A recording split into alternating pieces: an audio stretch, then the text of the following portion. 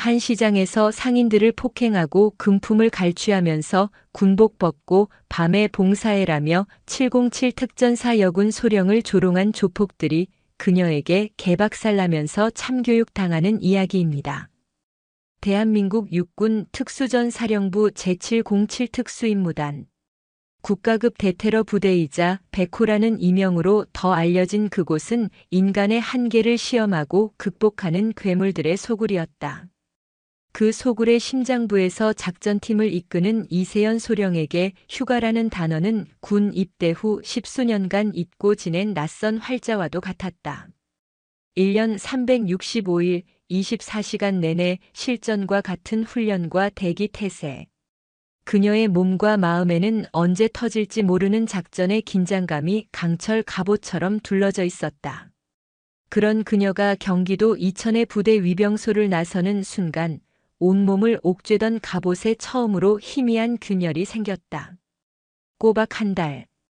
파병과 훈련으로 점철된 군 생활 중 처음으로 받아보는 꿈 같은 장기 휴가였다.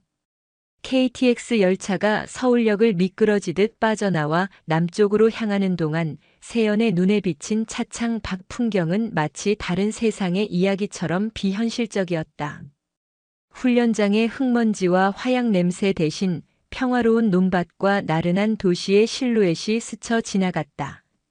부산역에 발을 딛는 순간 후덥지근하면서도 비릿한 바다 내음이 그녀의 폐부를 가득 채웠다. 고향의 냄새였다. 군복 대신 몸에 편하게 감기는 흰 셔츠와 청바지 차림의 그녀는 더 이상 백호 부대의 냉철한 지휘관이 아니었다. 그저 홀로 시장에서 식당을 꾸려가는 어머니를 만나러 가는 평범한 딸 이세연일 뿐이었다. 그녀의 발걸음은 자연스레 부산의 심장, 자갈치 시장으로 향했다. 온갖 해산물의 싱싱한 향과 구수한 어묵 국물 냄새, 사람들의 활기찬 사투리가 뒤섞여 거대한 생명체처럼 꿈틀거리는 곳. 그곳은 그녀의 유년 시절이 고스란히 녹아있는 공간이었다.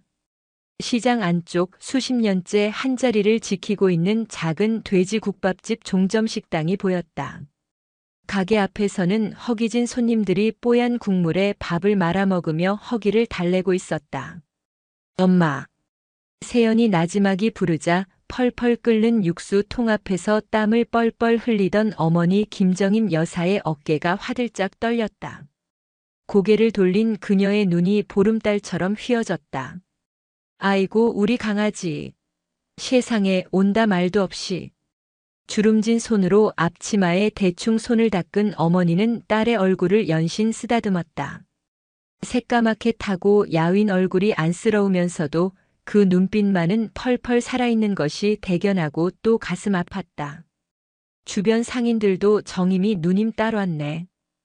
아이고 소령님 오셨습니까? 하며 제 일처럼 반겼다. 세연은 어색하게 웃으며 그들의 인사에 고개를 숙였다.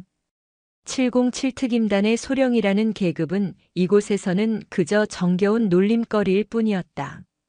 그렇게 따뜻한 온기가 흐르던 평화로운 오후를 산산조각 낸 것은 불청객들의 등장이었다. 온몸에 먹물을 칠한 육중한 체구의 사내가 어슬렁거리며 가게 앞으로 다가왔다. 그의 옆에는 쥐처럼 눈을 굴리는 빼빼 마른 남자가 비열한 웃음을 입에 문 채 따라붙었다. 시장에 활기차던 공기가 순간 싸늘하게 얼어붙었다. 손님들은 슬금슬금 자리를 피했고 주변 상인들은 애써 다른 곳을 보며 못 본 척했다. 어이 종점. 이번 달 회비가 좀 늦네. 돼지 같은 사내 박도철이 기름기 낀 목소리로 말했다. 그는 진열대에 놓인 편육 한 점을 맨손으로 집어 우적우적 씹어 삼켰다. 가게도 안 되는데 며칠만 좀 봐주면 안 되겠나. 정임 여사의 목소리가 가늘게 떨렸다. 세연의 심장이 차갑게 내려앉았다. 어머니가 평생을 바친 이 작은 가게가 저런 버러지 같은 놈들의 먹잇감이 되고 있었다는 사실을 그녀는 까맣게 모르고 있었다. 봐줘? 하하. 할매 노망났나. 우리가 누님 편하게 장사하시라고 얼마나 고생하는데 이런 식으로 나오면 우리가 뭐가 되나. 섭섭하다 아이가. 박도철이 비웃으며 정임 여사의 어깨를 거칠게 밀쳤다. 비틀거리는 어머니의 모습을 본 순간 세연의 눈빛이 변했다. 남국의 따스한 바다처럼 잔잔했던 눈동자에 북극의 빙하 같은 살기가 스쳤다. 그 손 안 치우나. 나지막하지만 뼛속까지 얼릴 듯한 목소리. 박도철과 쥐새끼 고길태의 시선이 세연에게로 향했다. 그들은 세연의 머리부터 발끝까지 훑어보았다. 잘 빠진 몸매의 반듯한 얼굴. 그들의 탁한 눈에는 그저 예쁘장한 젊은 여자로만 보였다. 오호, 이 집 신메뉴가? 할매, 딸 장사는 안 하나? 국밥보다 이쪽이 더 잘 팔리겠는데? 고길태가 낄낄거리며 입을 놀렸다. 박도철은 한술 더 떴다. 이야, 몸매 봐라. 군살 하나 없는 게 아주 그냥 끝내주네. 아가씨, 이런 데서 국밥 나를 몸이 아닌데. 오빠랑 좋은 데 가서 좋은 술 한잔하면서 회포나 풀까? 오빠가 아주 그냥 군대에서 배우는 유격 훈련보다 훨씬 재미있는 밤 훈련을 가르쳐 줄 수 있는데. 어때, 땀 한번 쭉 빼볼까? 박도철의 더러운 손이 세연의 어깨를 향해 뻗어오는 순간이었다. 시간이 멈춘 듯 했다. 아니, 세연의 시간만 정상적으로 흐르고 나머지 세상은 느리게 재생되는 필름처럼 변했다. 박도철의 손이 세연의 어깨에 닿기 직전 그녀의 몸이 물 흐르듯 움직였다. 앞으로 뻗은 박도철의 팔을 자신의 팔로 가볍게 감쌌다. 그리고 몸을 살짝 비틀었다. 단지 그뿐이었다. 끄아악. 자갈치 시장을 뒤흔드는 끔찍한 비명. 박도철의 육중한 몸이 팽이처럼 빙글 돌더니 그의 팔이 기괴한 각도로 꺾인 채 바닥에 나뒹굴었다. 관절이 탈구되는 둔탁한 소리가 주변에 선명하게 울렸다. 상황 파악이 안 된 고길태가 욕설을 내뱉으며 세연에게 주먹을 휘둘렀다. 하지만 그의 어설픈 주먹은 허공을 갈랐다. 세연은 몸을 살짝 숙여 그의 주먹을 피함과 동시에 그의 복부 명치에 정확하게 팔꿈치를 꽂아 넣었다. 컥! 숨막히는 소리와 함께 고길태는 새우처럼 몸을 구부렸다. 세연은 거기서 멈추지 않고 그의 뒷목을 잡아 그대로 자신의 무릎에 얼굴을 찍어버렸다. 쿵 하는 소리와 함께 고길태는 코피를 쏟으며 박도철의 옆으로 쓰러져 경련했다. 그 모든 과정은 눈 깜짝할 사이에 벌어졌다. 방금 전까지 기세등등하게 행패를 부리던 건장한 사내 둘이 속수무책으로 쓰러져 신음하는 모습은 시장 사람들에게 비현실적인 광경이었다. 세연은 흐트러짐 없는 자세로 서서 자신의 손을 한번 폈다 쥐었다. 사람을 살리는 훈련을 받았지만 때로는 사람을 해하는 법부터 익혀야 하는 손. 그녀는 조용히 어머니에게 다가가 떨고 있는 어깨를 감쌌다. 엄마, 괜찮아? 세연아. 정임 여사는 딸의 얼굴과 바닥에 쓰러진 사내들을 번갈아 보며 말을 잇지 못했다. 자랑스러운 딸이었지만 저렇게 쉽게 사람을 부러뜨리는 모습은 낯설고 두려웠다. 그때 간신히 정신을 차린 박도철이 피 섞인 침을 뱉으며 악을 썼다. 시발 거기 꼼짝 말고 있어. 너 군인이지? 딱 보니까 군발이네. 군인이 민간인 폭행하면 어떻게 되는지 알아? 내가 당장 경찰 부르고 국방부 헬프콜에 민원 찔러서 네 밥줄 끊어줄 테니까 두고 봐. 그의 악에 바친 목소리가 비수처럼 날아와 세연의 가슴에 박혔다. 휴가 중 민간인과의 폭력 사건. 아무리 정당방위라 하더라도 절차는 복잡하고 결과는 예측할 수 없었다. 십수년간 목숨처럼 지켜온 군인으로서의 명예에 돌이킬 수 없는 오점이 생길 수도 있는 최악의 상황이었다. 주변 상인들은 웅성거리기 시작했다. 세연은 어머니를 등 뒤로 숨긴 채 다가올 더 큰 폭풍을 예감하며 조용히 숨을 골랐다. 자갈치 시장의 시끌벅적하던 오후는 그렇게 한순간에 차가운 긴장감으로 가득 찼다. 저 멀리서 다가오는 경찰차의 사이렌 소리가 희미하게 들려오기 시작했다. 요란한 사이렌 소리가 자갈치 시장의 소란을 갈랐다. 신고를 받고 출동한 경찰차 2대가 종점식당 앞에 멈춰 서자 구경꾼들은 슬금슬금 자리를 피했다. 차에서 내린 경찰관 4명이 상황을 파악하기 위해 인파를 헤치고 들어왔다. 전부 꼼짝 마세요. 부산 중부경찰서에서 나왔습니다. 무슨 일입니까? 젊은 순경 하나가 목청을 높이자 바닥에 쓰러져 있던 박도철이 기다렸다는 듯이 신음하며 손을 들었다. 경찰 아저씨 여기입니다. 여기. 저 미친 여자가 우리를 폭행했어요. 박도철은 고길태를 부축해 일으키는 척하며 일부러 다리를 절고 꺾인 팔을 부여잡으며 고통을 과장되게 호소했다. 고길태는 터진 코피를 얼굴에 잔뜩 비벼 바르며 엄살을 부렸다. 순식간에 그들은 시장 상인을 괴롭히던 가해자에서 영문도 모른 채 폭행당한 피해자로 둔갑했다. 경찰들의 시선은 자연스럽게 이세연에게로 향했다. 그녀는 여전히 어머니를 등 뒤에 세운 채 미동도 없이 서 있었다. 멀쩡한 그녀와 바닥에 나뒹굴고 상처를 입은 2 남자의 모습은 누가 보아도 세연에게 불리한 그림이었다. 선생님, 저분들 말씀이 사실입니까? 폭행 혐의로 조사를 좀 받아야겠습니다. 나이가 지긋해 보이는 최민식 경사가 세연에게 다가와 말했다. 그의 말투는 정중했지만 눈빛에는 의심이 가득했다. 세연은 침착하게 대답했다. 제가 한 것이 맞습니다. 하지만 정당방위였습니다. 저 2 사람이 먼저 제 어머니를 위협하고 집기를 부수며 행패를 부렸습니다. 정당방위요? 저 2 사람은 그냥 술 좀 마시고 이야기를 하려던 것뿐인데 다짜고짜 당신이 무술을 쓰며 공격했다고 하는데요. 최 경사의 목소리에 날이 서기 시작했다. 박도철은 그 틈을 놓치지 않고 거들었다. 맞아요. 저 여자 완전 선수예요, 선수. 우리가 그냥 시장 상인의 문제로 좋게 이야기 좀 하려는데 갑자기 달려들어서 사람을 이렇게 만들어놨다고요.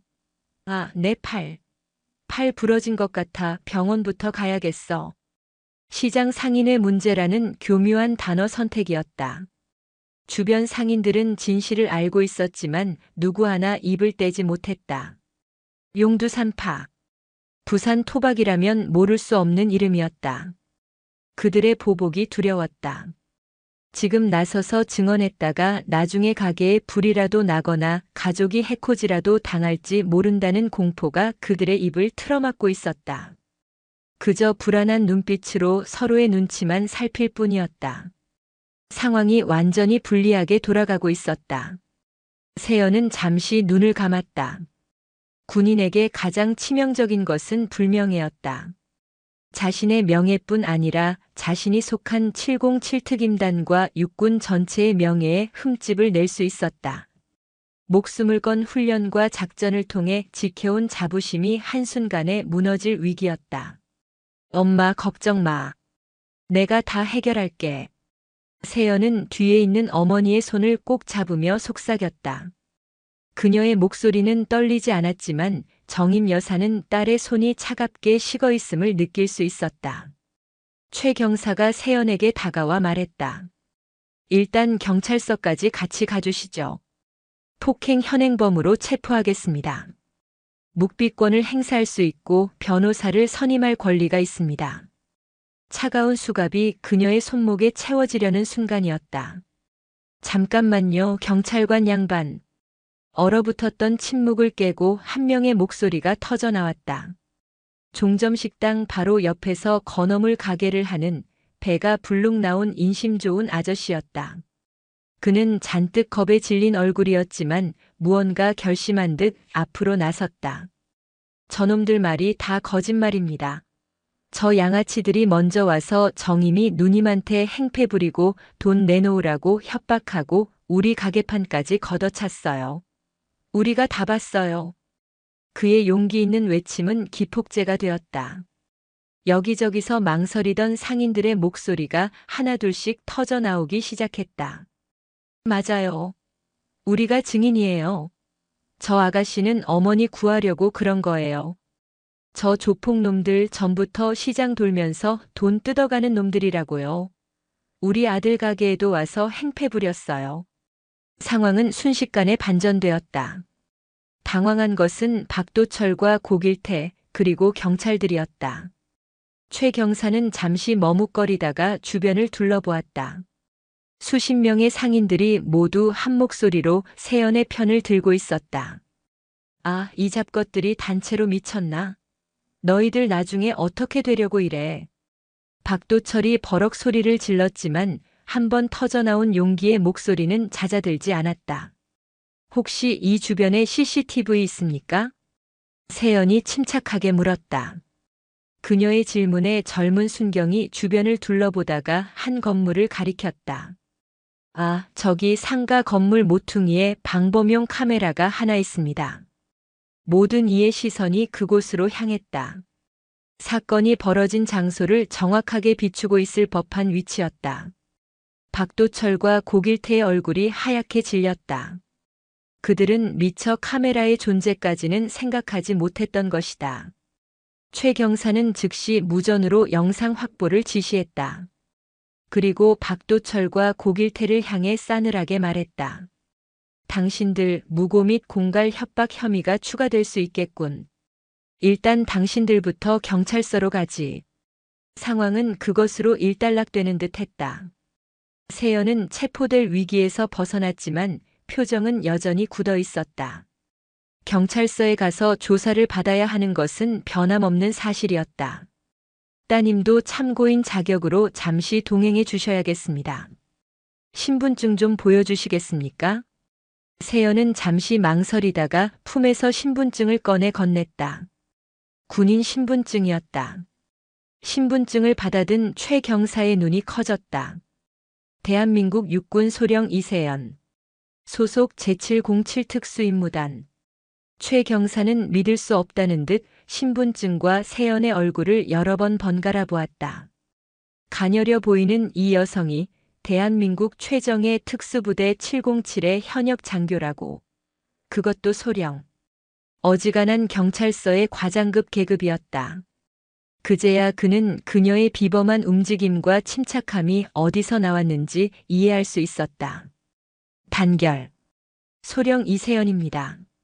세연의 짧은 자기소개에 최 경사는 자기도 모르게 허리를 폈다. 사건은 이제 단순한 폭행 시비가 아니었다. 최정예 특수부대 장교가 연루된 그리고 조직폭력배의 상습적인 자릿세 갈취가 얽힌 복잡한 사건으로 비화되고 있었다. 세연은 어머니의 손을 한 번 더 꽉 잡아들인 뒤 경찰차를 향해 걸어갔다. 그녀의 등 뒤로 자갈치 시장의 상인들이 걱정과 응원이 뒤섞인 눈빛으로 그녀를 지켜보고 있었다. 그들의 작은 용기가 만들어낸 이 반전이 과연 어떤 결과를 가져올지 아직은 아무도 알 수 없었다. 수면 아래에는 훨씬 더 거대하고 추악한 그림자가 도사리고 있음을 세연은 본능적으로 직감하고 있었다.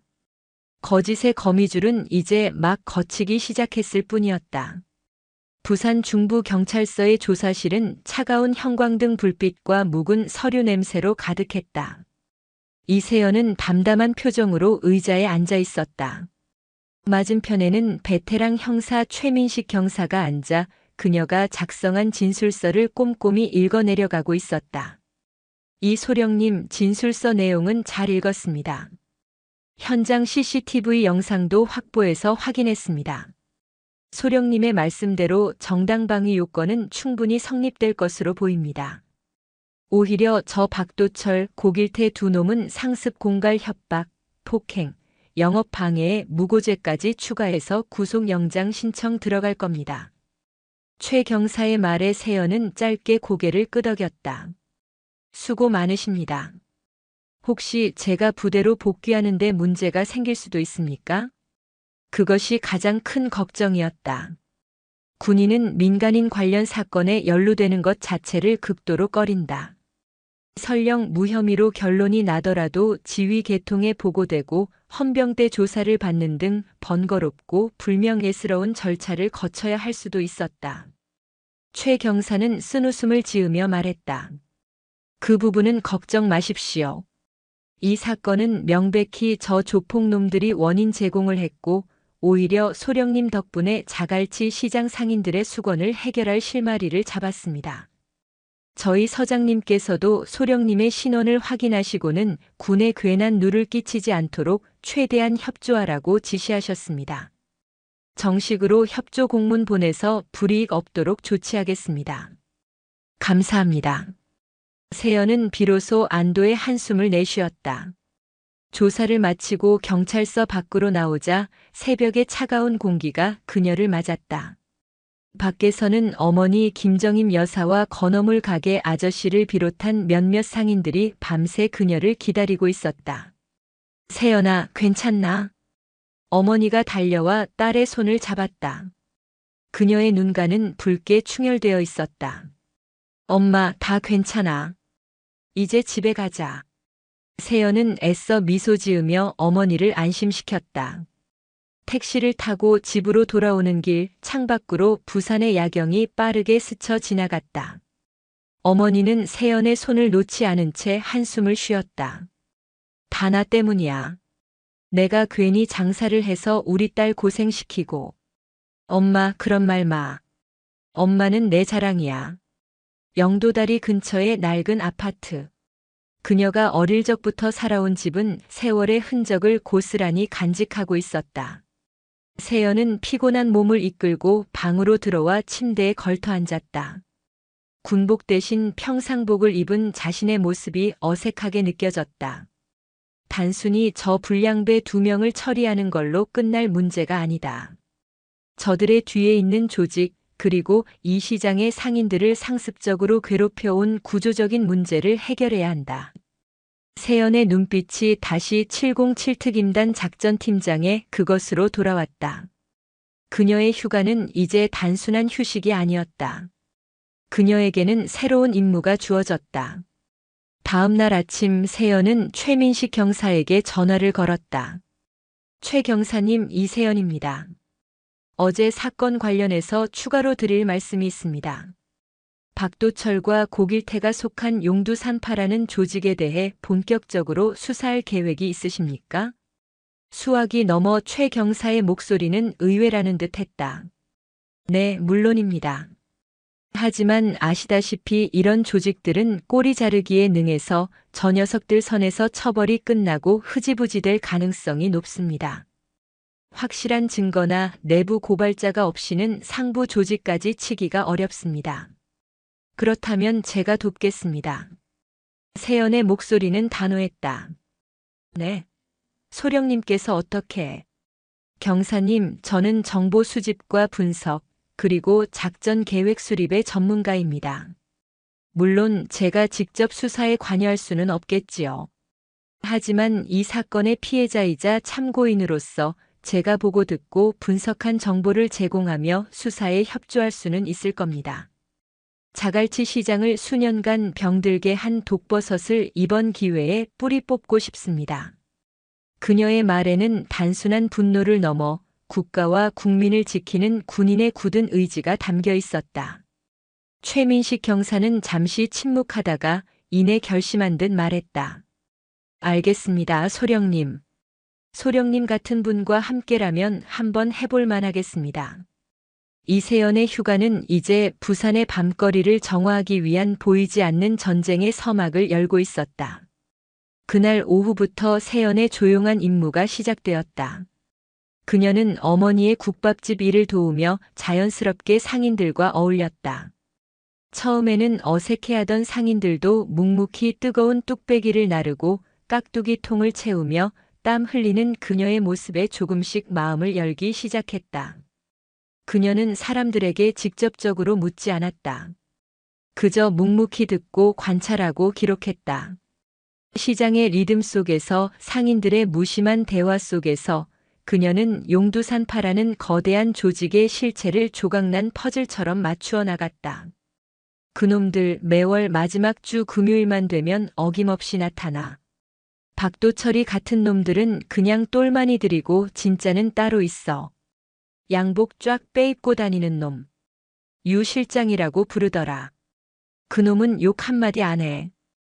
그냥 웃으면서 돈 달라고 하는데 그게 더 무서워. 유 실장. 새로운 이름의 등장이었다.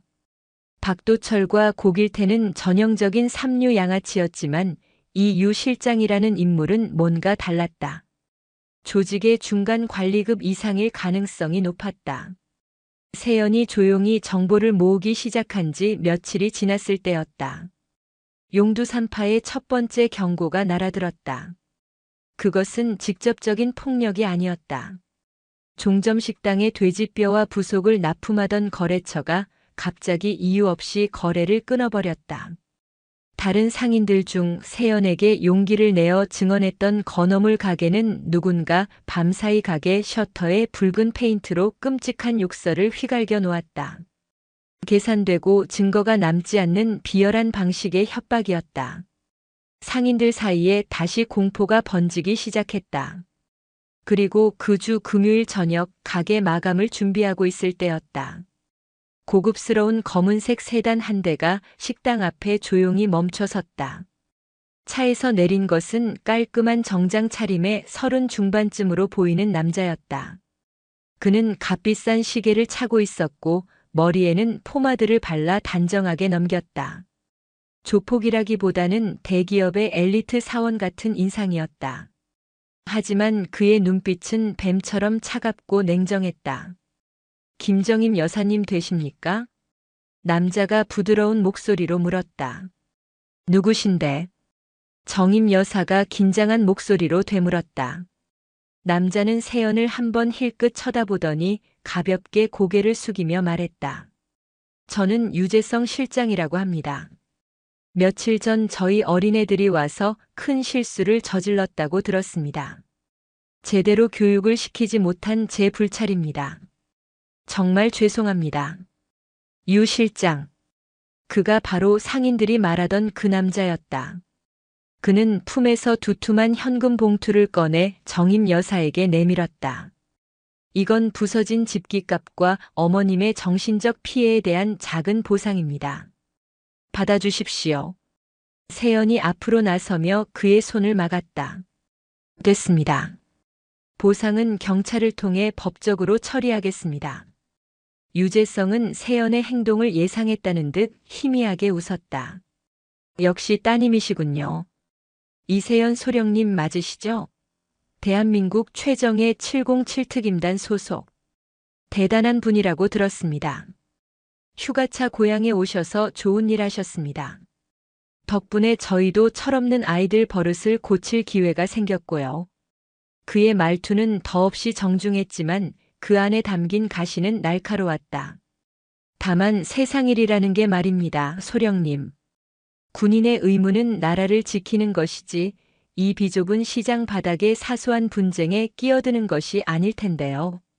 너무 정의감만 앞세우다 보면 다치는 사람이 생기기 마련입니다. 본인뿐만 아니라 사랑하는 주변 사람들이 말이죠. 저희는 그저 이 자갈치 상인분들과 오랫동안 좋은 관계를 유지하고 싶을 뿐입니다. 어머님께서도 수십 년간 이 자리에서 장사하셨는데 앞으로도 편안하게 장사하셔야지요. 안 그렇습니까?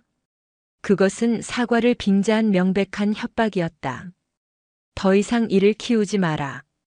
그렇지 않으면 당신 어머니와 이 시장 상인들이 무사하지 못할 것이다. 그의 눈이 그렇게 말하고 있었다. 내 딸한테 무슨 말버릇이야. 당장 안 가. 정임 여사가 소리쳤지만 유재성은 아랑곳하지 않고 세연만을 빤히 쳐다보았다. 세연은 그의 시선을 피하지 않고 차갑게 말했다. 좋은 관계. 일방적인 착취를 좋은 관계라고 부르진 않지. 당신들이 말하는 편안함을 위해 내는 돈이 우리 상인들 피와 땀이라는 건 아나? 돌아가서 당신들 윗선에 전해. 종점식당 딸이 이 자갈치 시장에 기생하는 당신들 같은 버러지들을 전부 박멸하기 전에는 절대 가만히 있지 않겠다고. 세연의 목소리는 강철처럼 단단했다. 그 순간 유재성의 부드럽던 표정이 처음으로 굳어졌다. 그의 눈에 스쳐 지나가는 살기를 세연은 놓치지 않았다. 좋은 충고 감사히 듣겠습니다. 유재성은 짧게 말하고는 몸을 돌려 차에 올라탔다. 검은색 세단은 소리 없이 밤속으로 사라졌다. 그가 떠난 자리에 무거운 침묵이 내려앉았다. 세연은 이제 자신이 훨씬 더 교활하고 위험한 적을 상대해야 한다는 것을 직감했다. 자갈치 시장 위로 거대한 폭풍이 모여들고 있었다.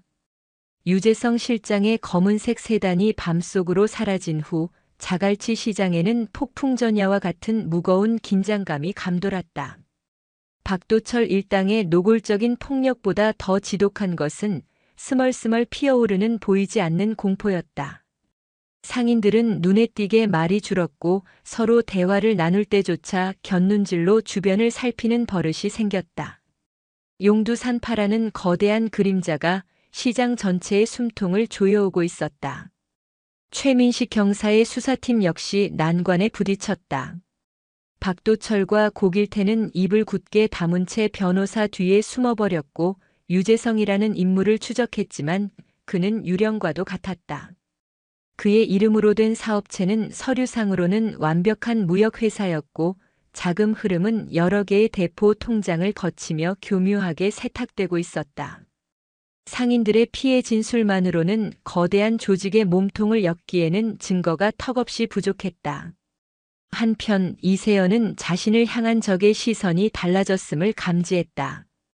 그것은 박도철 일당의 저급한 시선과는 차원이 다른 차갑고 분석적인 관찰이었다. 어머니의 장을 보러 근처 롯데백화점 광복점에 갈 때면 항상 같은 자리에 주차된 낡은 승합차 한 대가 눈에 들어왔다.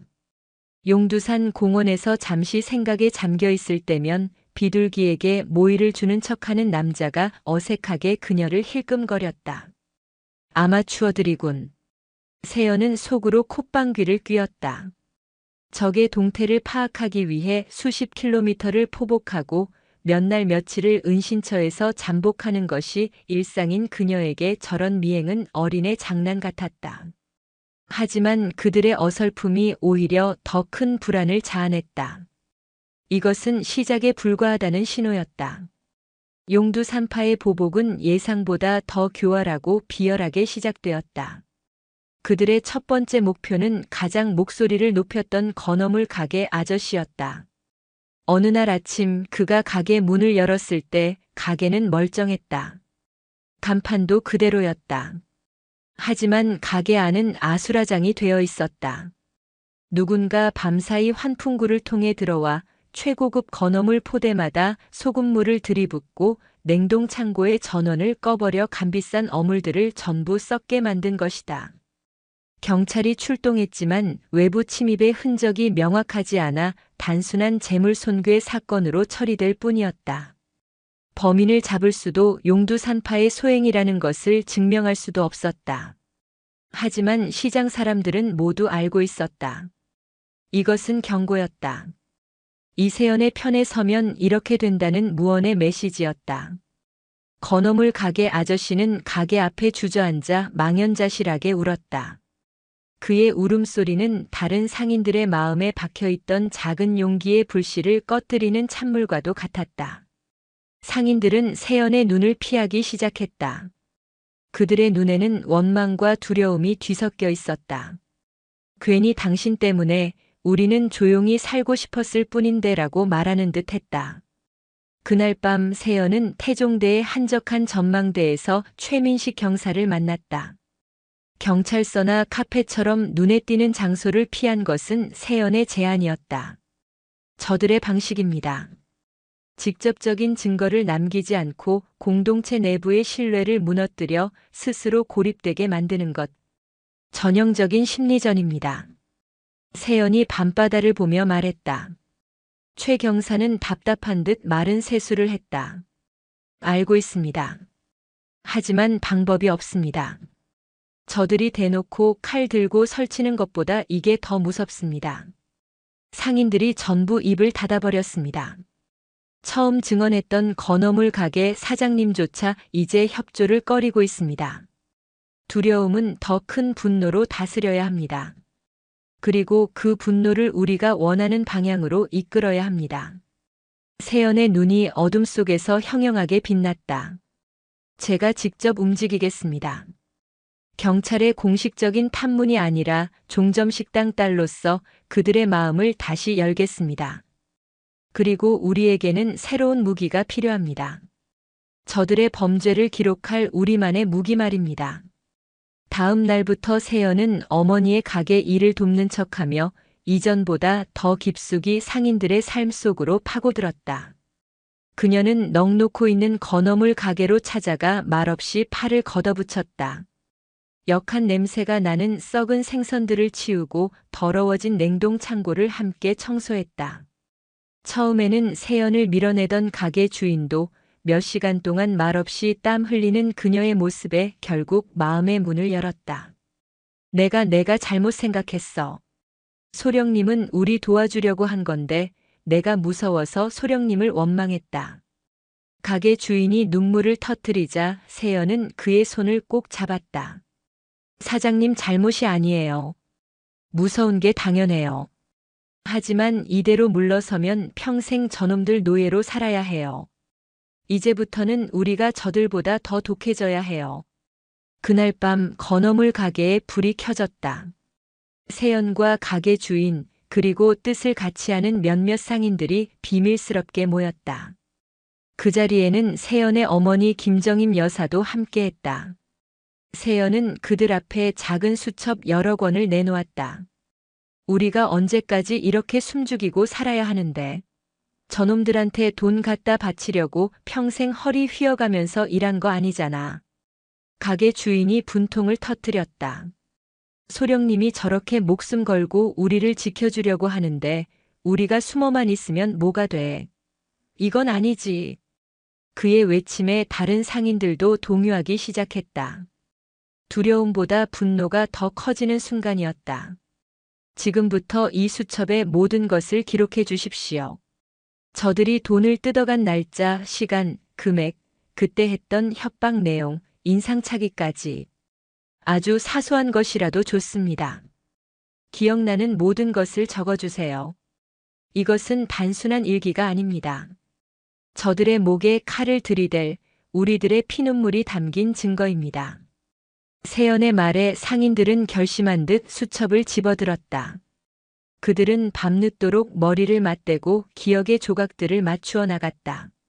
언제 누가 얼마를 빼앗아갔는지 빼곡하게 적힌 그 장부는 상인들의 피눈물이 담긴 역사의 기록이었다.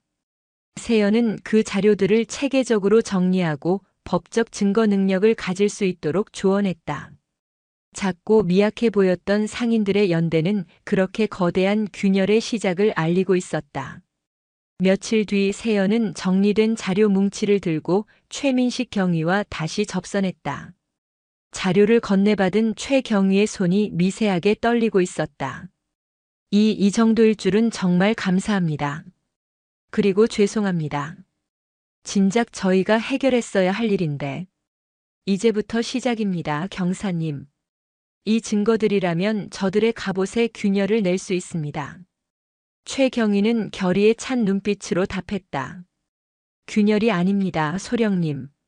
이 정도면 댐을 무너뜨릴 수도 있습니다. 당장 유재성 그놈 사무실 압수수색 영장부터 신청하겠습니다. 하지만 그들의 움직임을 용두산파가 감지하지 못할 리 없었다.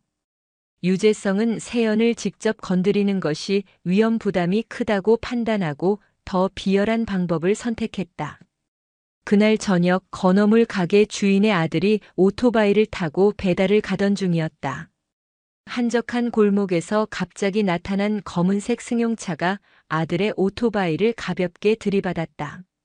아들은 넘어지며 다리에 찰과상을 입었다.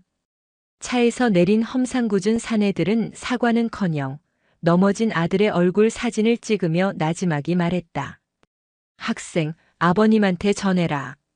다음에는 다리 하나로 안 끝난다고. 우리가 네 어디 학교 다니는지도 다 알고 있으니까 처신 잘하라고. 그것은 명백한 협박이었다. 더 이상 금전적인 위협이 아닌 가족의 신변을 향한 직접적인 공격이었다. 소식을 들은 상인들은 공포에 휩싸였다. 자신들 때문에 M1 자식까지 피해를 보자 건어물 가게 주인은 망연자실했다. 내가 잘못했어. 우리가 저놈들을 어떻게 이겨. 상인들의 결의는 다시 흔들리기 시작했다. 바로 그때 병원에서 막 돌아온 아들이 가게로 들어섰다. 다리를 절뚝이는 그는 절망에 빠진 아버지를 보며 오히려 화를 냈다. 아버지, 지금 포기하시게요? 저놈들이 노리는 게 바로 그거잖아요. 이렇게 우리가 무서워서 물러나면 평생 저놈들 노예로 살아야 해요. 저 다친 거 괜찮아요. 이까짓 거 저놈들. 싹 다 감방에 쳐넣을 수만 있다면 몇 번이라도 부딪힐 수 있어요. 아들의 당찬 외침에 가게 주인은 눈물을 훔치며 다시 일어섰다. 그 모습은 다른 상인들의 마음에 꺼져가던 불씨를 다시 지폈다. 두려움이 분노로, 분노가 용기로 변하는 순간이었다. 그들은 더 이상 망설이지 않았다. 그날 밤 상인들의 모든 염원과 증거가 담긴 비밀 장부와 자료들이 세연의 손을 거쳐 최민식 경사에게 전달되었다. 거대한 폭풍의 한가운데서 작은 균열은 이제 누구도 막을 수 없는 거대한 붕괴의 시작을 알리고 있었다. 자식에 대한 협박은 용서받을 수 없는 선을 넘은 것이었다. 이세연의 분노는 조용했지만 용암처럼 뜨겁게 끓어올랐다. 방어와 정보 수집의 단계는 끝났다. 이제부터는 사냥의 시간이었다. 그녀는 더 이상 적의 공격을 기다리지 않고 먼저 적의 심장부를 향해 칼을 겨누기로 결심했다. 유재성의 자금줄부터 끊어야 합니다. 최민식 경사와 마주 앉은 세연의 목소리는 강철처럼 단단했다. 상인들의 증언과 제가 수집한 정보를 종합해 볼 때 용두산파의 현금 유동성 핵심은 남포동 일대의 불법 사설 게임장입니다. 그곳을 급습해 돈줄을 막고 회계 장부와 컴퓨터를 확보해야 합니다. 그래야 유재성의 윗선을 칠 수 있습니다. 최 경사는 난색을 표했다. 문제는 그놈들 게임장이 한두 군데가 아니고 점조직처럼 흩어져 있어서 저희가 움직이면 귀신같이 알고 문을 닫아버린다는 겁니다. 내부 정보원이 없이는 성공하기 어렵습니다. 정보원이 없다면 우리가 직접 만들면 됩니다. 세연의 눈이 빛났다. 그녀는 마치 군사작전을 브리핑하듯 거침없이 계획을 설명하기 시작했다. 며칠 뒤 남포동의 한 허름한 인력사무소에 한 명의 남자가 나타났다. 막노동이라도 해서 하루 벌어 하루 먹고 살아야 하는 절박한 표정의 사내. 그는 707 특임단 시절 위장 침투 훈련의 교관이었던 세연의 옛 부사관이었다. 그는 세연의 부탁을 받고 기꺼이 이 위험한 임무에 뛰어들었다. 그의 임무는 용두산파가 운영하는 게임장의 경비 인력으로 위장 취업하는 것이었다. 그는 뛰어난 연기력과 특수부대원 특유의 강인함으로 금세 조직의 신뢰를 얻었다. 그리고 내부에서부터 정보를 빼내오기 시작했다. 게임장의 구조, 경비 교대 시간, 현금 수송 경로, 그리고 핵심 인물들의 움직임까지. 그의 정보는 실시간으로 세연에게 전달되었고 세연은 그 정보를 바탕으로 경찰의 급습 작전을 완벽하게 설계했다. 작전 당일 밤 남포동의 밤거리는 여느 때처럼 화려한 네온 사인과 취객들로 북적였다. 하지만 그 이면에서는 보이지 않는 전쟁이 시작되고 있었다. 세연은 작전 지휘 차량 안에서 무선 교신을 들으며 상황을 총괄했다. 최민식 경사가 이끄는 수사팀은 그녀의 지시에 따라 일사불란하게 움직였다. 알파팀 후문 차단 완료. 브라보팀 옥상 진입 준비 완료. 내부 정보원 신호 확인. 지금부터 3분 후 동시에 진입한다. 세연의 명령이 떨어지는 순간 수십 명의 형사들이 굳게 닫힌 게임장 철문을 부수고 섬광탄과 함께 들이닥쳤다. 내부는 순식간에 아수라장이 되었다. 현란한 게임 기계 소음과 사람들의 비명이 뒤섞였다. 일부 조직원들이 격렬하게 저항했지만 완벽한 작전 계획 아래 움직이는 경찰의 상대가 되지 못했다. 급습은 대성공이었다. 수억 원의 불법 자금과 컴퓨터 서버, 그리고 비밀 회계 장부가 고스란히 경찰의 손에 들어왔다. 특히 현장에서 체포된 게임장 총책임자는 용두산파의 자금 흐름을 꿰고 있는 핵심 인물이었다. 소식을 전해 들은 유재성은 분노에 이성을 잃었다. 자신의 손바닥 아니라고 생각했던 경찰이 마치 자신들의 모든 움직임을 예측이라도 한 듯 완벽하게 허를 찔렀기 때문이었다. 그는 이 모든 것의 배후에 이세연이라는 여군이 있다는 것을 직감했다. 그는 더 이상 이 게임을 두고 볼 수 없었다. 이세연이라는 사냥개를 길들일 수 없다면 사냥개의 목줄을 쥔 주인을 물어뜯어 숨통을 끊어버려야 한다고 판단했다. 그날 밤 세연은 작전 성공의 안도감과 함께 어머니의 가게로 향하고 있었다. 늦은 시간이라 시장은 한산했고 그녀의 발걸음 소리만이 어둠 속에 울렸다. 그때였다. 등 뒤에서 느껴지는 서늘한 기운. 수많은 실전 경험으로 단련된 그녀의 감각이 비상신호를 보냈다. 그녀는 몸을 돌리지 않았다. 대신 가게 쇼윈도에 비친 자신의 모습을 통해 등 뒤를 살폈다. 어둠 속에서 세 개의 그림자가 소리 없이 그녀를 따라오고 있었다. 그들의 움직임은 박도철 같은 양아치들과는 차원이 달랐다. 발소리를 죽이고 엄폐물을 이용하며 완벽하게 거리를 유지하는 움직임. 전문 킬러들이었다.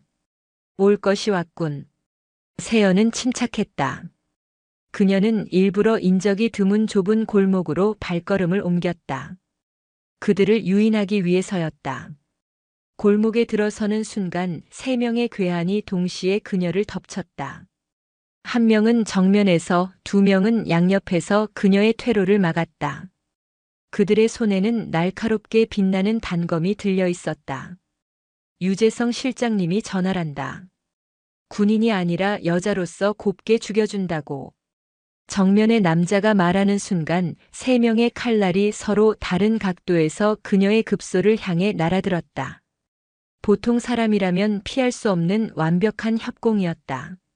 하지만 그들의 상대는 이세연이었다. 그녀는 대한민국 최정예 대테러 부대의 현역 소령이었다. 그녀의 몸이 불가능에 가까운 각도로 휘어지며 정면의 칼날을 피했다. 동시에 왼팔로 왼쪽에서 들어오는 칼을 막아냈다. 칼날이 그녀의 팔뚝을 스치며 붉은 피가 배어나왔다. 하지만 세연은 고통을 느낄 겨를도 없이 막아낸 팔을 그대로 이용해 남자의 팔을 꺾어버렸다. 그리고 빼앗은 칼을 역수로 쥐고 오른쪽에서 덤벼드는 남자의 허벅지에 정확하게 꽂아 넣었다. 비명과 함께 남자가 쓰러졌다. 순식간에 전세는 역전되었다. 정면의 남자가 당황한 틈을 타 세연은 그의 복부에 강력한 발차기를 날렸다. 남자는 비명도 지르지 못하고 쓰러져 의식을 잃었다. 싸움은 단 몇 초 만에 끝났다. 팔에 흐르는 피를 아무렇지 않게 소매로 닦아낸 세연은 신음하는 괴한에게 다가가 차갑게 물었다. 유재성은 어디 있지? 남자는 피를 토하며 비웃었다. 넌 이미 늦었어. 그 순간 세연의 휴대전화가 미친 듯이 울렸다. 최민식 경사였다. 그의 목소리는 다급함을 넘어 절망에 가까웠다. 소령님, 지금 어디십니까? 방금 소령님 어머님 가게에 불이 났습니다. 방화입니다.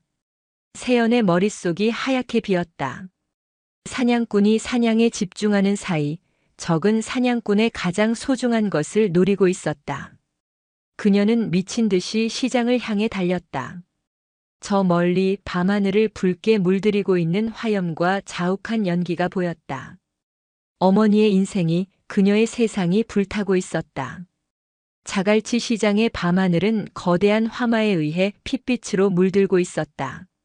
매캐한 연기가 세연의 폐부를 찔렀고 사람들의 비명과 소방차의 사이렌 소리가 뒤섞여 지옥도를 연출했다. 세연의 눈에 들어온 것은 시뻘건 불길에 휩싸인 종점 식당의 모습이었다. 평생을 바친 어머니의 삶의 터전이, 그녀의 모든 추억이 검은재로 변해가고 있었다. 엄마, 엄마. 세연은 이성을 잃고 불길 속으로 뛰어들려 했다. 주변 상인들과 경찰들이 필사적으로 그녀를 말렸다. 소령님, 안 됩니다. 위험합니다. 정임이 누님은 우리가 빼냈어.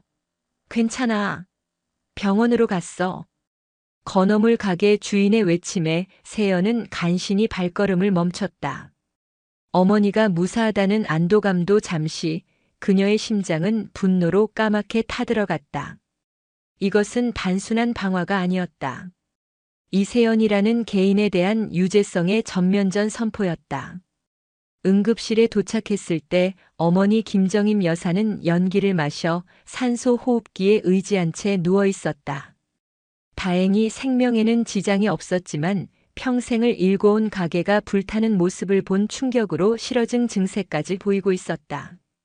어머니의 초점 없는 눈동자를 본 순간 세연의 마음속에 남아있던 마지막 망설임이 산산조각 났다.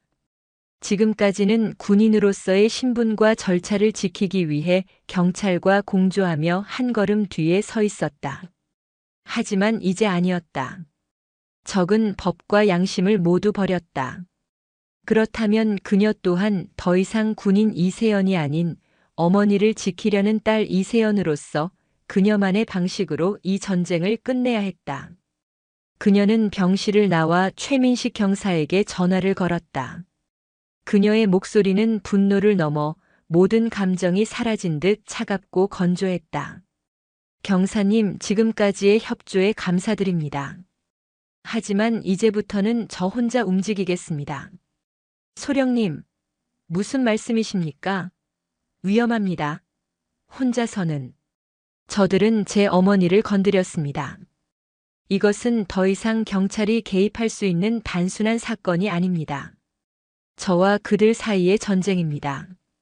그리고 전쟁에는 전쟁의 방식이 있는 법입니다. 전화를 끊은 세연은 어디론가 다시 전화를 걸었다. 707 특임단 시절 생사고락을 함께했던 옛 부하이자 지금은 민간 군사보안 업체에서 최고의 팀장으로 일하고 있는 후배였다. 김 팀장, 나다. 비공식적인 도움이 필요하다. 최고 수준으로. 다음 날 부산은 조용했지만 보이지 않는 전운에 휩싸였다. 세연은 더 이상 경찰의 안가에 머물지 않았다. 김 팀장이 마련해준 부산항 근처의 한 창고. 그곳은 최첨단 감청 장비와 무기, 그리고 전술 장비로 가득 찬 그녀만을 위한 작은 작전 기지로 변해 있었다. 그녀의 옆에는 군말 없이 한달음에 달려온 김 팀장과 그의 최정예 팀원들이 있었다. 소령님, 목표를 지정해 주십시오. 세연은 벽에 걸린 부산 시내지도 앞에 섰다. 그녀의 손가락이 한 곳을 가리켰다. 해운대 마린시티의 가장 호화로운 오피스텔이었다. 유재성. 그의 아지트다. 어젯밤 확보한 게임장 서버에서 놈의 개인 비서와 나눈 메시지를 복원했다. 오늘 밤 그곳에서 용두산파의 핵심 간부 회의가 열린다. 그날 밤 마린시티의 화려한 야경 아래 세연과 그녀의 팀은 소리 없이 움직였다. 그들은 더 이상 경찰이 아니었다. 적의 심장부에 침투하는 특수부대였다. 그들은 오피스텔의 보안 시스템을 무력화하고 환풍구와 서비스 엘리베이터를 통해 건물 내부로 유령처럼 스며들었다. 최상층 펜트하우스. 그곳에서는 유재성을 비롯한 용두산파의 핵심 간부들이 샴페인을 터뜨리며 자축하고 있었다. 종점 식당은 아주 깨끗하게 처리했습니다. 이제 그 미친 군인 계집도 제풀에 지쳐 떨어져 나가겠지요. 유재성이 웃으며 말하는 순간이었다. 펜트하우스의 모든 조명이 일제히 꺼지고 암흑 속에서 천장의 강화유리가 폭음과 함께 깨져내렸다. 칠흑 같은 어둠 속에서 검은 전투복을 입은 그림자들이 로프를 타고 쏟아져 내렸다. 움직이면 죽는다. 세연의 차가운 목소리가 울려 퍼졌다. 혼비백산한 조폭들이 품속에서 총을 꺼내려 했지만 어둠 속에서 날아온 고무탄과 섬광탄의 속수무책으로 쓰러졌다. 세연은 야시경을 쓴 채 어둠 속을 가로질러 유재성에게 다가갔다. 그녀의 움직임에는 한치의 망설임도 자비도 없었다. 내 놈이 한 가지 착각한 게 있다. 세연은 바닥에 쓰러진 유재성의 멱살을 잡아 올렸다. 전쟁에서는 가장 소중한 것을 잃은 군인이 가장 무서운 법이지. 그녀는 유재성과 간부들을 제압하고 현장에서 그들의 마약 거래와 불법 무기들을 증거로 확보했다. 그리고 마지막으로 모든 상황이 종료된 후 최민식 경사에게 익명의 제보 전화를 걸었다. 마린시티 펜트하우스. 당신들이 찾던 쥐새끼들이 전부 모여 있습니다. 경찰이 현장에 들이닥쳤을 때 용두산파의 핵심 간부들은 모두 결박된 채 널브러져 있었고 세연과 그녀의 팀은 이미 흔적도 없이 사라진 뒤였다. 하지만 세연은 알고 있었다. 유재성은 머리에 불과했다. 이 모든 것을 뒤에서 조종하는 진짜 몸통, 용두산파의 진짜 보스가 아직 남아있다는 것을. 유재성의 휴대전화에서 발견된 의문의 발신 번호. 그것은 이 기나긴 전쟁의 마지막 목표 지점을 가리키고 있었다. 이제 사냥은 마지막 단계에 접어들고 있었다. 진짜 괴물을 잡기 위한 마지막 전면전이 시작된 것이다. 유재성과 용두산파 핵심 간부들이 일망타진된 다음 날 아침, 부산 중부경찰서는 그야말로 발칵 뒤집혔다. 최민식 경사가 이끄는 팀이 마린시티 펜트하우스를 급습했을 때 현장은 마치 잘 짜인 연극 무대 같았다. 수십억 원대의 불법 도박 자금과 마약, 밀수 총기들이 테이블 위에 보기 좋게 진열되어 있었고 부산의 밤을 주름잡던 조폭들은 전문가의 솜씨로 깔끔하게 결박된 채 공포에 질려 있었다. 모든 것이 완벽하게 준비된 범죄의 전시회였다. 최민식 경사는 이 기묘하고도 완벽한 현장을 보고 혀를 내둘렀다. 그리고 이 모든 것을 누가 해냈는지 즉시 직감했다. 그의 머릿속에는 오직 한 사람, 제707 특수임무단의 이세연 소령만이 떠올랐다. 그녀는 법의 경계를 아슬아슬하게 넘나들며 경찰이 몇 년간 해결하지 못한 거악의 허리를 단 하루 만에 부러뜨려 버린 것이었다. 그의 가슴 속에서 존경심과 함께 서늘한 두려움이 피어올랐다. 그녀는 인간 병기이자 누구도 통제할 수 없는 정의의 칼날이었다. 하지만 수사는 예상치 못한 난관에 부딪혔다. 유치장에 갇힌 유재성과 간부들은 마치 약속이라도 한 듯 입을 굳게 다물었다. 그들은 박도철 같은 삼류 건달과는 달랐다. 고도의 훈련을 받은 것처럼 변호사가 올 때까지 묵비권을 행사하며 경찰의 모든 신문에 비웃음으로 일관했다. 증거? 그거 우리 거 아닙니다. 누가 우리 술에 약 타서 잠든 사이에 가져다 놓은 거겠지. 요즘 세상 무서워서 어디 살겠나. 이세연? 그 군인 여자? 아, 그 스토커. 우리 실장님 좋다고 따라다니던데 사랑을 안 받아주니까 앙심을 품고 이런 짓을 벌인 모양이네. 그들의 뻔뻔한 태도에 베테랑 형사들도 혀를 내둘렀다. 현장은 완벽했지만 이들을 용두산파의 윗선과 연결할 결정적인 자백이나 증거가 부족했다. 그들은 자신들의 보스가 어떤 수를 써서라도 자신들을 꺼내줄 것이라 굳게 믿고 있었다. 같은 시각 세연은 부산항의 비밀작전 기지에서 밤새 확보한 유재성의 휴대전화와 노트북을 분석하고 있었다. 그녀의 후배인 김 팀장과 그의 팀원들은 군에서 사용하는 최첨단 디지털 포렌식 장비를 이용해 유재성이 삭제했던 모든 데이터를 복원해내고 있었다. 찾았습니다, 소령님. 김 팀장이 모니터를 가리켰다. 복원된 통화 목록에는 회장님이라고 저장된 의문의 번호가 있었다. 지난 한 달간 유재성과 가장 빈번하게 통화한 번호였다. 추적해봤지만 대포폰입니다. 위치 추적도 교란 장치를 쓰는지 계속해서 신호가 튀고 있습니다. 잡을 수가 없습니다. 세연은 말없이 모니터에 떠있는 통화 기록 데이터를 응시했다. 그녀의 눈은 단순한 숫자의 나열이 아닌 적의 움직임과 패턴을 읽어내고 있었다. 잡을 수 없다면 오게 만들면 된다. 세연은 통화 기록의 시간과 기지국 위치를 지도 위에 점으로 찍기 시작했다. 수백 개의 점들이 찍히자 하나의 패턴이 보이기 시작했다. 대포폰의 신호는 부산 전역을 무작위로 돌아다녔지만 유독 해운대 마린시티의 특정 구역에 있는 기지국에서 가장 오래 그리고 가장 강하게 잡혔다. 이곳이다.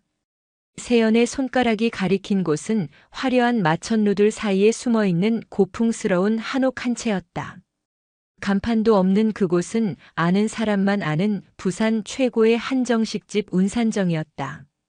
하지만 서류상 주인은 용두산파와 아무 관련 없는 바지 사장이었다. 위장입니다.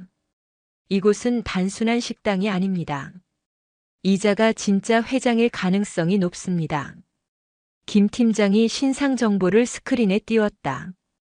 운산정의 실소유주로 추정되는 남자 윤동환. 사진 속 그는 온화한 미소를 띤 중년의 사업가였다. 부산 지역의 유력 경제인이자 고아원에 거액을 기부하는 독지가. 신문 사회면에서나 볼 수 있는 존경받는 인물이었다. 그 누구도 그를 피비린내 나는 조폭 조직의 수괴라고 상상할 수 없었다.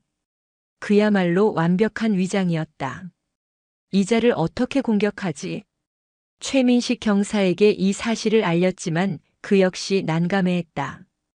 윤동환은 법의 방패 뒤에 완벽하게 숨어 있었다. 그를 직접 공격할 증거가 없었다. 섣불리 건드렸다가는 부산 전체가 뒤집어질 수도 있는 거물이었다. 성벽이 너무 높고 단단하다면 성벽을 공격할 필요는 없다. 성주를 성 밖으로 끌어내면 된다. 세연의 눈이 차갑게 빛났다. 그녀는 심리전의 대가였다. 윤동환 같은 자들의 가장 큰 약점은 자신의 완벽한 통제력에 대한 맹신, 그리고 그 통제력이 무너지는 것에 대한 극도의 불안감이라는 것을 알고 있었다. 그의 가장 믿는 칼이 자신의 목을 겨누고 있다고 믿게 만들어야 한다.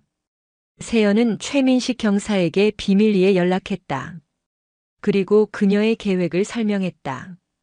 며칠 뒤 부산 지역 신문에 아주 작은 사회면에 짤막한 기사 하나가 실렸다. 부산 기반 거대 폭력 조직, 내부 분열 조짐? 핵심 간부 어씨 검찰과 극비 협상 중. 기사에는 어떤 실명도 거론되지 않았다.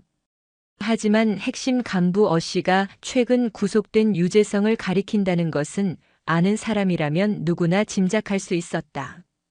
기사는 어씨가 자신의 죄를 감면받는 조건으로 조직의 모든 비밀을 검찰에 넘기는 플리바게닝을 시도하고 있다고 암시했다. 그것은 세연이 만들어낸 완벽한 가짜 정보였다. 하지만 그 기사는 윤동환의 심장 한가운데에 비수처럼 꽂혔다. 자신의 제국이 내부에서부터 무너질 수 있다는 가능성. 그가 가장 신뢰했던 유재성이 배신할 수 있다는 의심의 씨앗은 그의 편집증적인 마음에 순식간에 독버섯처럼 자라났다. 그는 유재성을 이대로 둘 수 없었다. 살아있는 유재성은 시한폭탄과도 같았다. 세연의 계획은 완벽하게 맞아떨어지고 있었다. 윤동환은 반드시 움직일 것이었다. 자신의 손에 피를 묻히지 않고 가장 깔끔한 방법으로 유재성을 제거하려 할 것이었다. 그리고 그 예감은 끔찍한 현실이 되었다.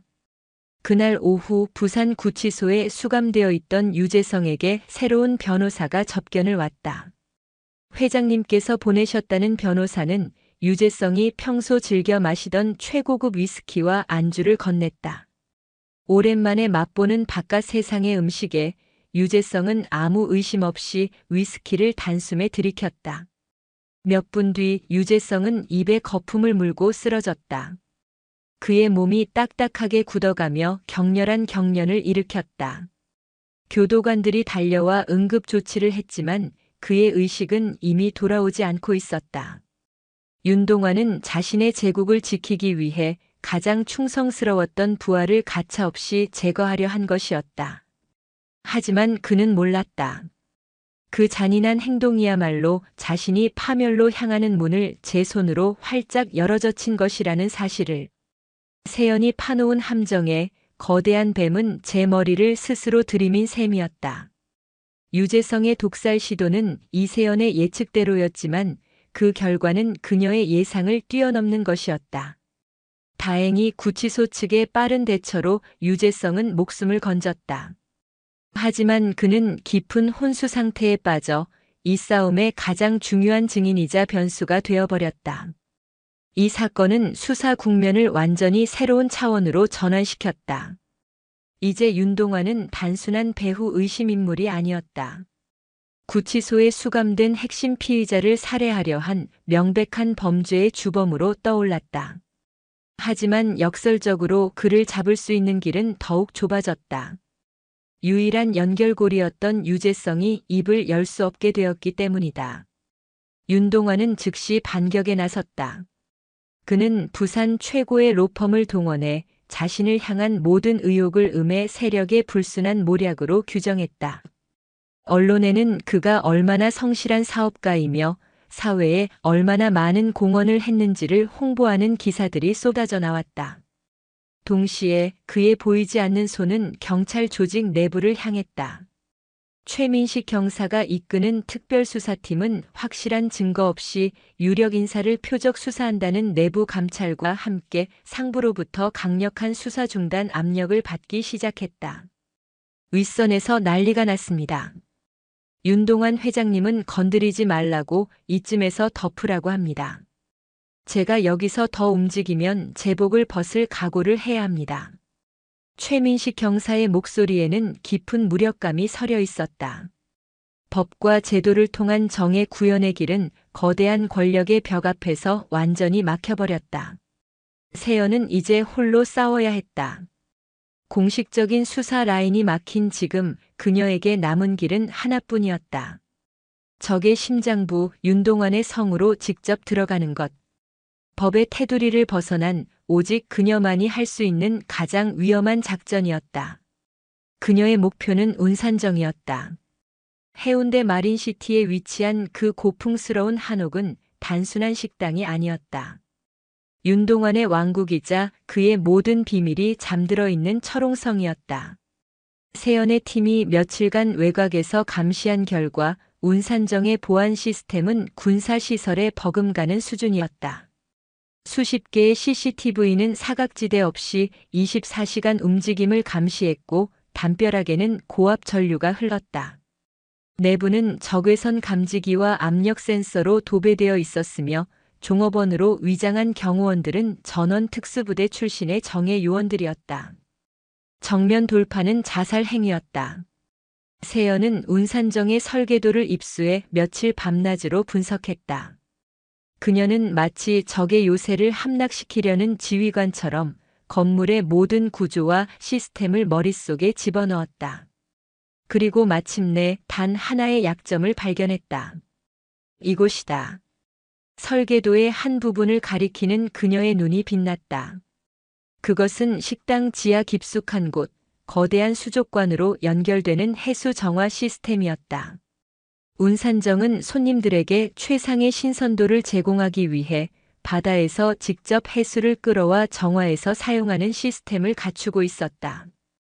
그 해수 흡입관이 마린시티 앞바다 수심 10m 아래에서 운산정 지하까지 직접 연결되어 있었다. 그것은 설계자조차 생각하지 못한 유일한 침투로였다. 작전 계획은 수립되었다. 그것은 한 편의 첩보 영화처럼 대담하고 정교했다. 1단계 침투. 세연이 직접 스쿠버 장비를 착용하고 바다를 통해 흡입관 내부로 침투한다. 2단계 내부 무력화.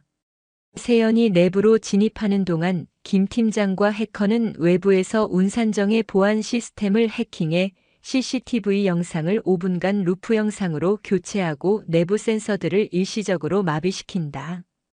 3단계 목표 달성.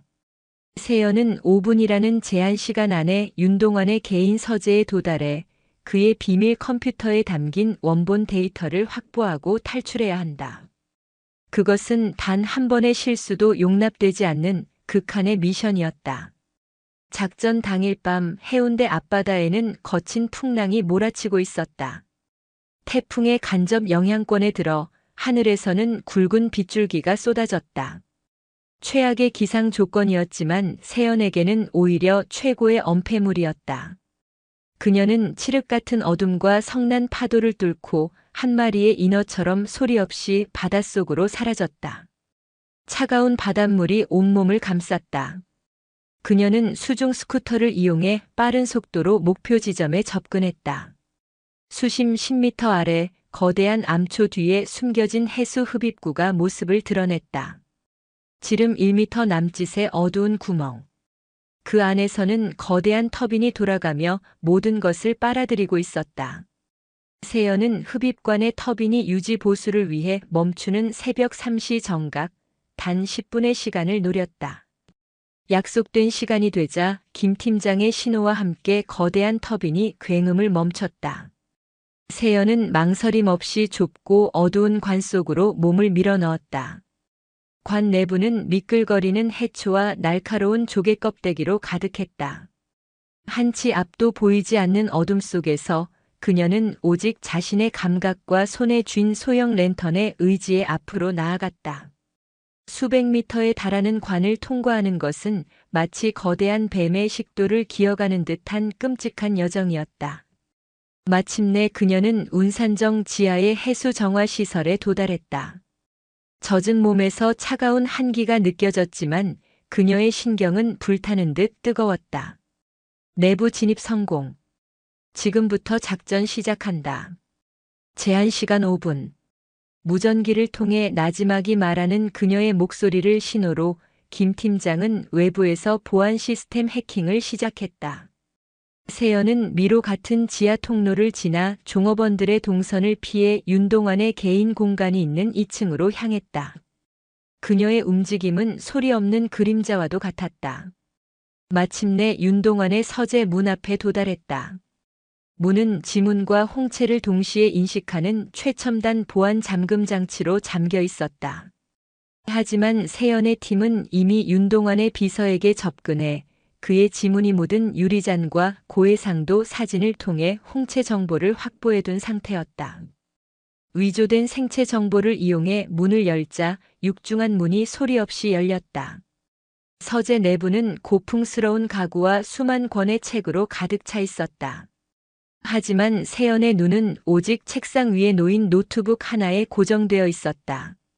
그녀는 준비해온 해킹 장비를 노트북에 연결했다. 데이터 추출 시작. 예상 소요 시간 3분. 모든 것이 계획대로 순조롭게 진행되는 듯 했다.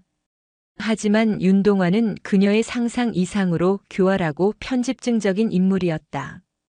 그가 자신의 서재에 설치해둔 최후의 함정이 이세연을 기다리고 있었다. 거대한 책장 뒤편에서 어둠보다 더 짙은 그림자가 소리 없이 그녀를 향해 다가오고 있었다. 데이터가 추출되는 동안 이세연의 온 신경은 칼날처럼 곤두서 있었다. 서재 안의 공기는 폭풍 전야처럼 고요했지만 그녀의 본능은 위험을 경고하고 있었다. 수많은 전장을 거치며 단련된 그녀의 육감은 과학적인 탐지 장비보다 더 정확하게 살기를 감지해냈다. 그녀는 데이터를 추출하는 노트북 화면에서 눈을 떼지 않은 채 나지막이 말했다. 거기 있는 거 다 안다. 쥐새끼처럼 숨어있지 말고 나와라. 그 순간 서재의 가장 깊숙한 어둠 속에서 거대한 그림자 하나가 소리 없이 모습을 드러냈다. 그는 2미터는 좋게 넘어 보이는 거구에 온몸이 단단한 근육으로 뒤덮인 남자였다. 동유럽의 용병 출신으로 윤동환이 거액을 주고 고용한 개인 경호원이자 그림자라 불리는 자였다.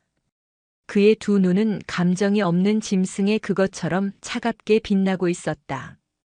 그림자는 아무 말 없이 오직 세연을 죽이겠다는 목적만을 담은 채 그녀를 향해 달려들었다. 그의 움직임은 거구라고는 믿기지 않을 정도로 빠르고 위력적이었다. 육중한 주먹이 공기를 가르는 소리가 섬뜩하게 울렸다. 세연은 몸을 날려 그의 공격을 피했다. 하지만 그의 주먹이 스쳐 지나간 책상은 마치 포탄이라도 맞은 것처럼 산산조각이 났다. 인간의 완력이라고는 믿기 힘든 파괴력이었다. 데이터 추출 완료까지 1분. 무전기에서 들려오는 김 팀장의 목소리가 아득하게 들렸다. 세연은 1분이라는 시간을 벌어야 했다. 그녀는 더 이상 그를 피하지 않고 정면으로 맞서기로 결심했다. 그녀의 몸이 낮게 가라앉으며 707 특임단에서 연마한 특공무술의 자세를 취했다. 거구의 용병과 암살 기술의 정점에 선 대한민국 특수부대 장교. 서재안은 두 괴물의 격돌로 인해 순식간에 전쟁터로 변했다. 책장이 쓰러지고 고풍스러운 가구들이 부서져 나갔다.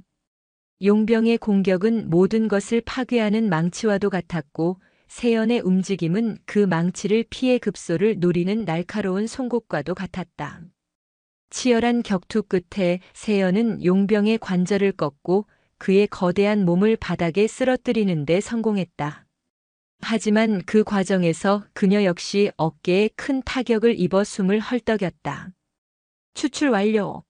소령님 탈출하십시오. 김 팀장의 외침과 동시에 세연은 노트북에서 해킹 장비를 분리해 품에 안았다. 그리고 창문을 향해 몸을 날리려던 순간 서재의 문이 열리며 윤동환이 모습을 드러냈다. 그의 얼굴에는 놀라움 대신 모든 것을 꿰뚫어 보고 있었다는 듯한 기묘한 미소가 걸려 있었다. 그의 손에는 작은 리모컨이 들려 있었다. 역시 보통 내기가 아니었군, 이세연 소령. 내 그림자까지 쓰러뜨릴 줄이야. 그의 말과 함께 서재의 모든 창문과 문에 강철 셔터가 내려오며 완벽한 밀실을 만들었다. 함정이었다. 용병은 시간을 벌기 위한 미끼였고 이 모든 상황은 윤동환의 손바닥 아니었다. 그 노트북 안에 든 데이터, 내가 무사히 가지고 나갈 수 있을 것 같나?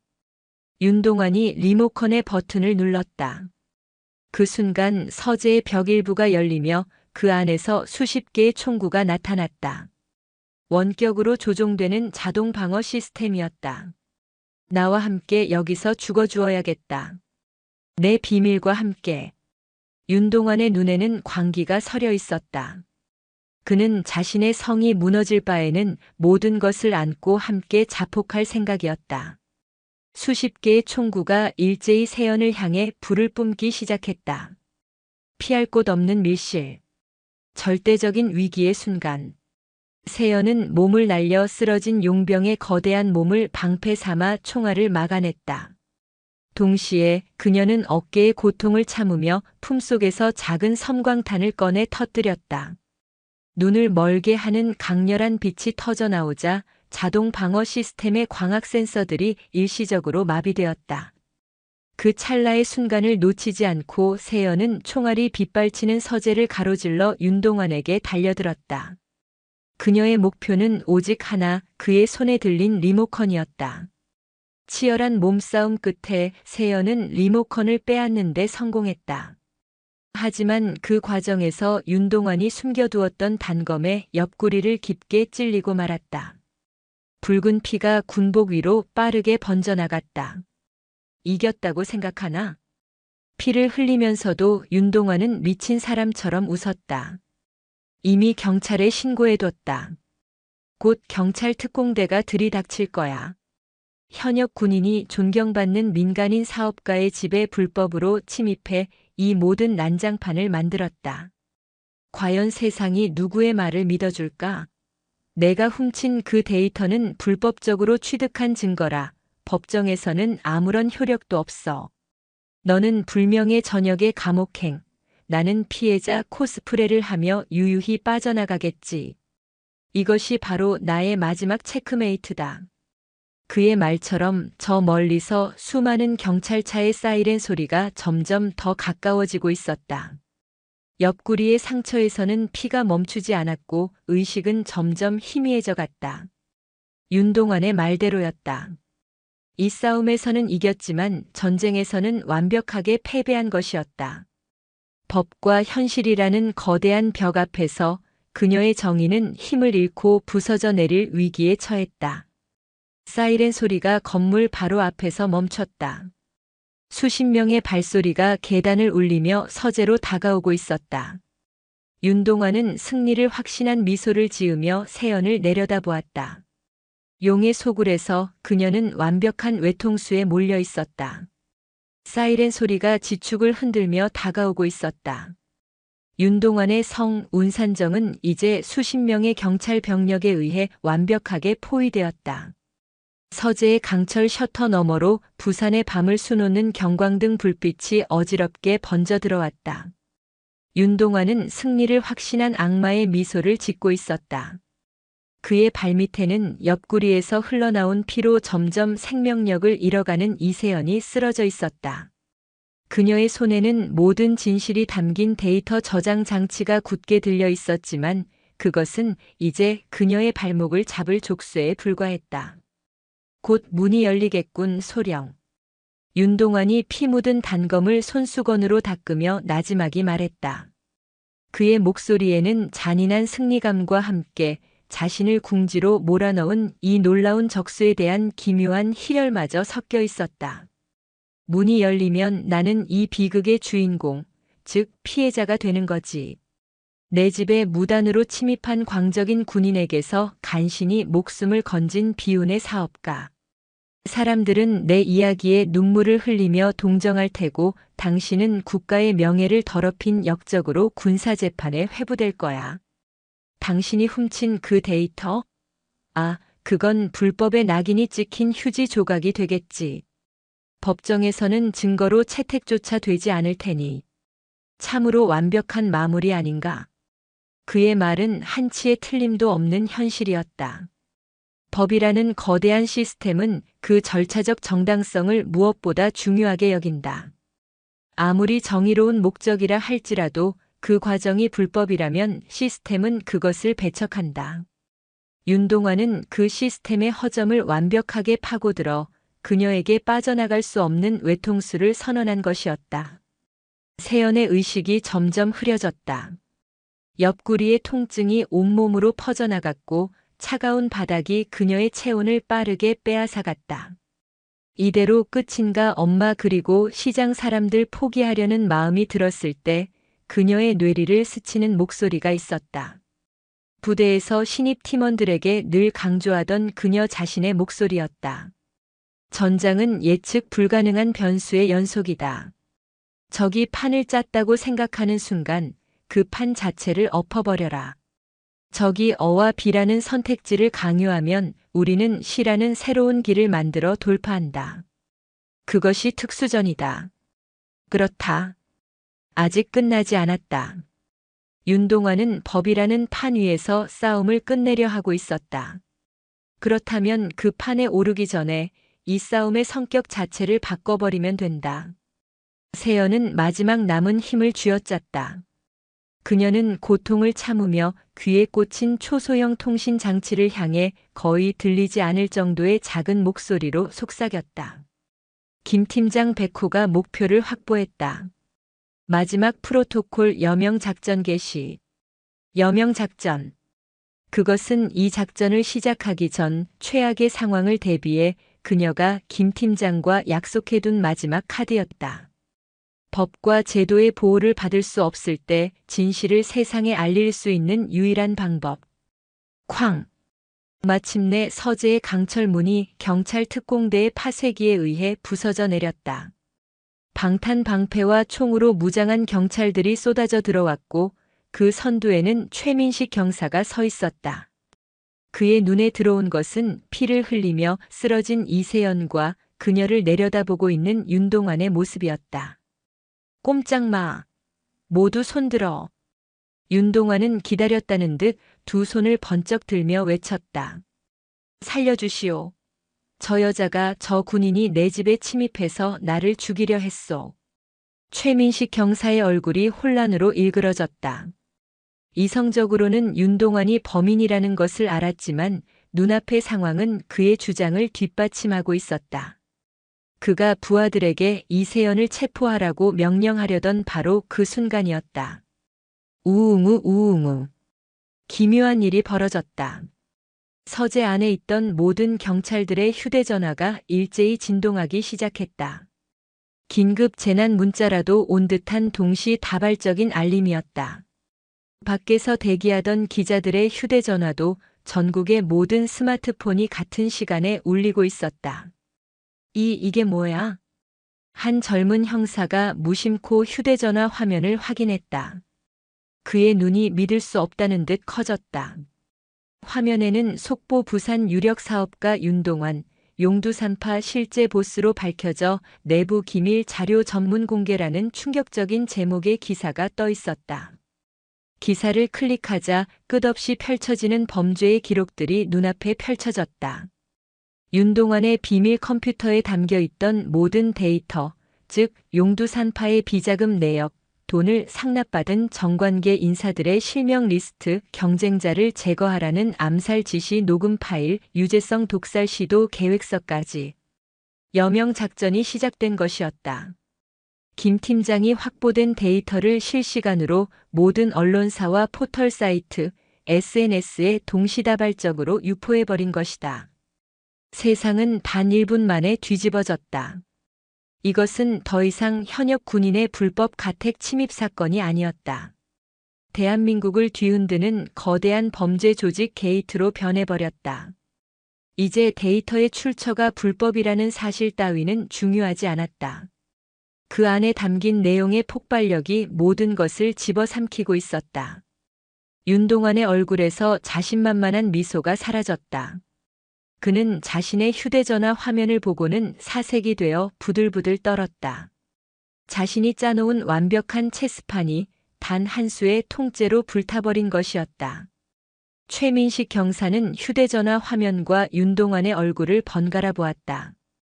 그리고 그의 눈에는 더 이상 어떤 혼란도 남아있지 않았다. 그는 윤동환에게 다가가 그의 어깨에 손을 올렸다. 그 손에는 부산 시민의 분노와 법을 우롱당한 모든 경찰관의 울분이 담겨 있었다. 윤동환 씨, 당신을 살인 교사, 범죄 단체 조직 및 활동, 뇌물 공여 등 당신이 저지른 모든 혐의로 긴급 체포합니다. 당신은 변호사를 선임할 수 있으며 그럴 필요 없겠군. 당신 변호사 이름도 여기 명단에 있으니까. 차가운 수갑이 윤동환의 손목에 채워지는 순간 길고 길었던 싸움의 종지부가 찍혔다. 이세연은 그 광경을 보며 마침내 안도의 한숨과 함께 정신을 잃었다. 그녀의 귓가에는 멀어져가는 사이렌 소리가 마치 새로운 시대의 시작을 알리는 팡파르처럼 울려 퍼지고 있었다. 몇 주 뒤 세연은 국군 수도병원 1인실에서 눈을 떴다. 옆구리의 상처는 거의 아물었고 창밖으로는 가을 햇살이 쏟아져 들어오고 있었다. 지난 몇 주간 세상은 천지개벽이라도 일어난 듯 시끄러웠다. 윤동환 게이트는 부산을 넘어 대한민국 전체를 뒤흔들었고 수많은 부패한 권력자들이 법의 심판대 위에 올랐다. 용두산파는 뿌리째 뽑혀 완벽하게 와해되었다. 최민식 경사가 병문 안을 왔다. 그는 예전보다 훨씬 편안해진 얼굴로 사과 한 개를 깎아 건넸다. 소령님 덕분에 부산 경찰이 다시 태어났습니다. 썩은 살을 도려내는 것은 아팠지만 이제야 진짜 경찰로서 시민들 앞에 떳떳하게 설 수 있게 되었습니다. 제 처분은 어떻게 되었습니까? 세연의 질문에 최 경사는 씩 웃었다. 언론과 시민들이 소령님을 부산을 구한 영웅이라고 부르는데 군대에서 감히 징계를 내릴 수 있었겠습니까? 작전 지역 이탈 및 민간인 접촉 규정 위반으로 감봉 3개월이라는 서류상의 징계가 내려졌지만 비공식적으로는 합참의장 표창이 수여되었다고 들었습니다. 영웅에게 주는 상처뿐인 영광 같은 거겠죠. 모든 것이 제자리를 찾아가고 있었다. 혼수 상태에 빠졌던 유재성은 기적적으로 의식을 회복했고 자신을 죽이려 했던 윤동환에게 복수하기 위해 모든 죄를 자백했다. 그의 자백은 윤동환의 마지막 발악에 종지부를 찍는 결정적인 증거가 되었다. 어머니는 매일같이 병실을 찾아와 딸의 곁을 지켰다. 화재로 모든 것을 잃었지만 그녀의 얼굴에는 그늘이 없었다. 딸이 지켜낸 정의와 딸을 응원해준 시장 사람들의 따뜻한 마음이 그녀에게는 그 어떤 재산보다 소중한 희망이 되어주었기 때문이었다. 길고 길었던 휴가가 끝나고 세연이 부대로 복귀하는 날. 부산역 플랫폼은 작은 환송회장으로 변해 있었다. 자갈치 시장 상인들이 모두 나와 그녀에게 커다란 감사 현수막을 펼쳐 보였다. 우리의 영웅 이세연 소령님, 당신을 영원히 잊지 않겠습니다. 자갈치 시장 상인 일동. 어머니는 말없이 딸을 꼭 안아주었다. 다치지 마라. 하지만 만약 또다시 불의와 싸워야 할 일이 생긴다면 그때도 망설이지 말고 반드시 이겨라. 그게 내 딸이다. 서울행 KTX 열차가 서서히 플랫폼을 빠져나갔다. 세연은 창밖으로 멀어지는 사람들과 그 어느 때보다 깨끗하고 맑게 빛나는 부산의 하늘을 바라보았다. 그녀의 군 생활은 다시 시작될 것이다. 더 힘든 훈련과 더 위험한 작전이 그녀를 기다리고 있을 터였다. 하지만 이제 그녀는 알고 있었다. 자신이 지켜야 할 조국이 단순히 지도 위에 그려진 영토가 아님을.